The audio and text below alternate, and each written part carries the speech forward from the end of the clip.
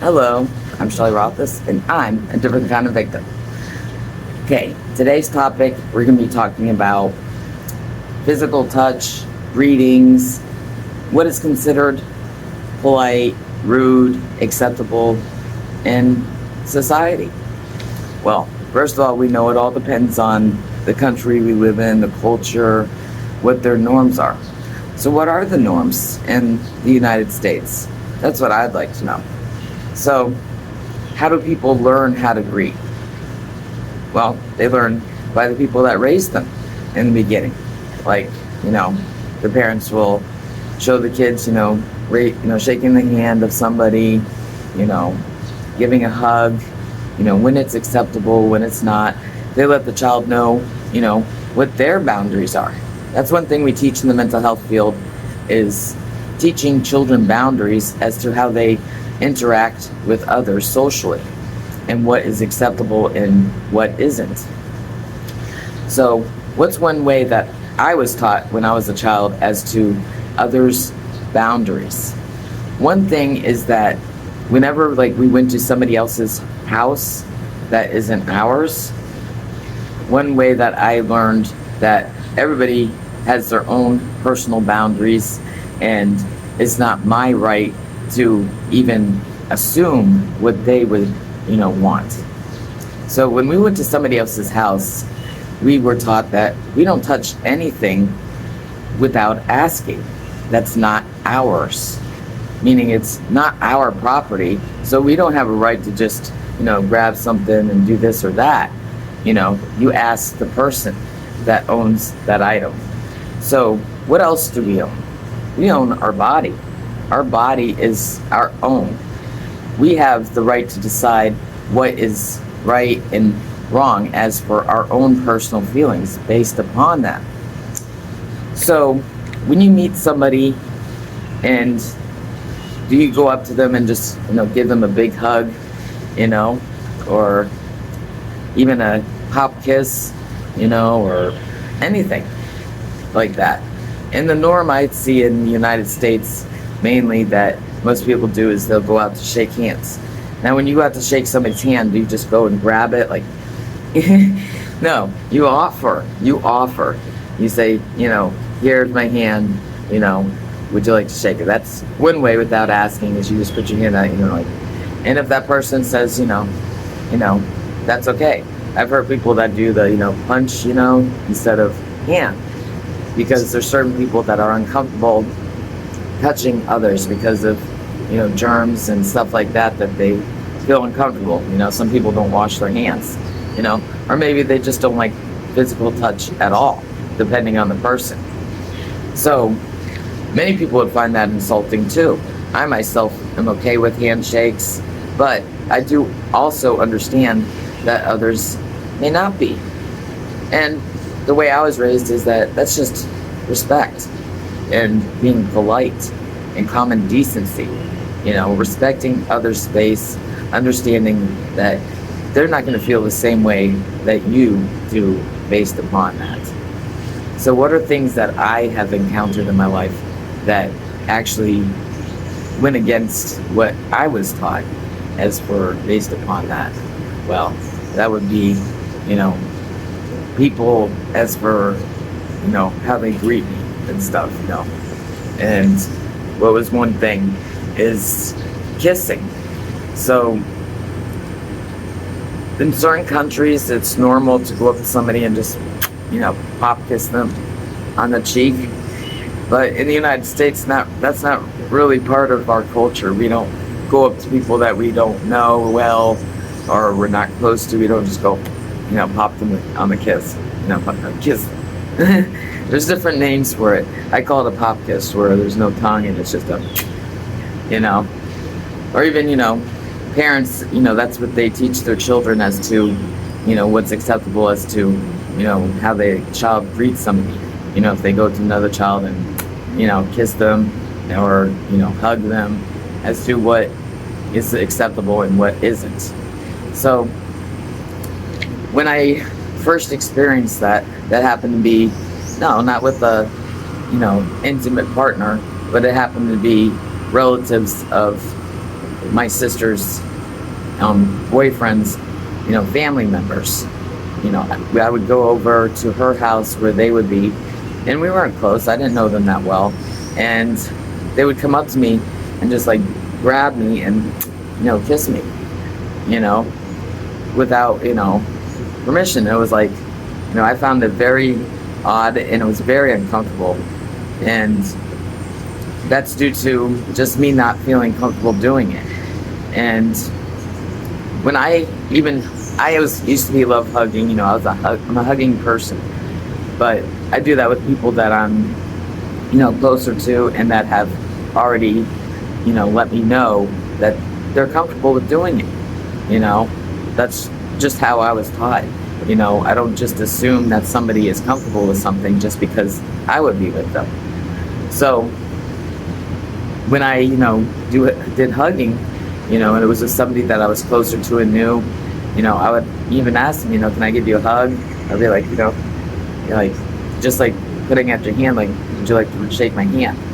And if they were okay, then I would do it. So that was how I was raised. I didn't do something just assuming just because I'm comfortable with it means that they're comfortable with it. So after I got out, I had experienced this with both females and males, as to where they couldn't respect my boundaries because they didn't find them normal to them. Who knows what they were thinking. They would actually just, be like, just come up and go, kiss me right on the cheek. They, I mean, is it my right not to like that? Absolutely. It's anybody's right. It's anybody's right not to feel comfortable with certain things done to them.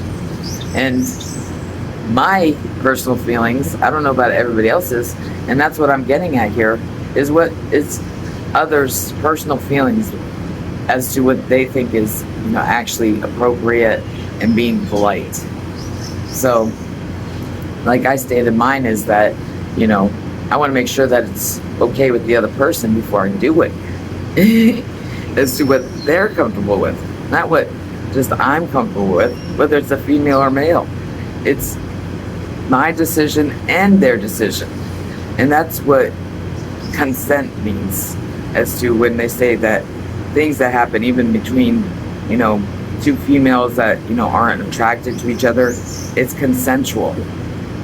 That's what consensual, when it comes to sex and, intercourse and how far things go. So let's get to that. Now, a couple, when they get together, there's different ways of signing that, you want something.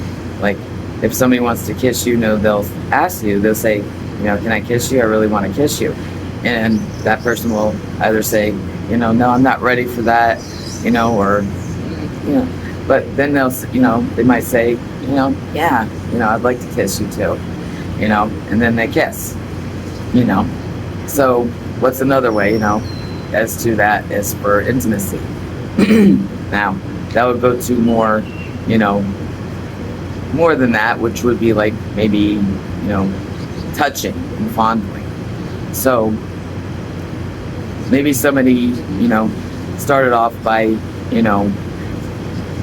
touching a breast or a leg, and, that person was like, I really don't like that. So that person didn't stop and kept on doing it, even after. I would find that wrong. If somebody told me that, I really don't like being touched right now, I don't feel comfortable doing that yet with you, I would not do it again. So it all depends on the couple too, and how close they are, and what they can feel with that person. Sometimes, like, even with, sex, let's go even further to oral sex. Maybe somebody says, okay, I'm ready to do fondling and, stuff like that, but I'm not ready to go all the way. And there's many people that feel that way. There's many people that feel that, you lose control by time, somebody's clothes just come off. They've seen you naked, so they can't hold back from having sexual intercourse with you. I totally disagree. You know, I, I can look at somebody, butt naked and not have to have sex with them. I don't have no control of myself. I've heard this many times, even from females. Yeah, don't get naked in front of a guy. He's gonna, lose control. He won't be able to help himself. Oh my goodness. And I know that's just a myth. So what's one problem when it comes to, victims? Like, say they were with a man and they did get that far, and they had told that person even before that happening that they did not want to go any further than that. That they specifically said, I'm not going to have sexual intercourse, even before doing that act. So they start doing that stuff. And even before doing it that time, that person had said again, I'm not doing this with you. I'm not having sexual intercourse with you. Does that mean that they're saying, maybe I will? I might change my mind in 5 minutes? No. That means no. That person already clearly stated that they don't want to do the other thing. They're saying, okay, we can do this, but I don't want to do that. That would be the same as someone saying, yeah, I'm okay with hugging, but not kissing. And then going ahead and hugging and kissing that person. If that person said they're okay with hugging and accepted that from you, and you kissed them after you told them you're not, that's the same thing as somebody having oral sex, with somebody that they told that they don't want to have sexual intercourse, and that person going ahead and trying to have that with them, and even becoming forceful, like holding them down, like, you have control both ways. Many even females have told me that, yeah, don't do this, don't even have, definitely don't have oral sex or get naked in front of the guy. You'll know better because they can't handle themselves. They might go further. Give me a break. I know that's not true. Men that, they even use that as the excuse for themselves, to go ahead and do that. So when females give that excuse to men, what does that do? That passes it along even further. And when those lies get spread like that, what happens? People start to believe it. So there's many people that believe that, men, again, we're stereotyping all men together, when even females, aren't, considerate of others' feelings based upon, intimacy or touch or anything. They think that, all men are gonna be okay if they, grab their butt or, do anything without their permission. And even men have the right to say, I'm not comfortable with doing this yet with you, and being asked before doing so with them. So even men have this right. It's not just about women, it's about men. And what I'm trying to get across is that both men and women have the same capability as to restraint and having respect for somebody. They don't have some uncontrollable thing where they're unable not to do certain things.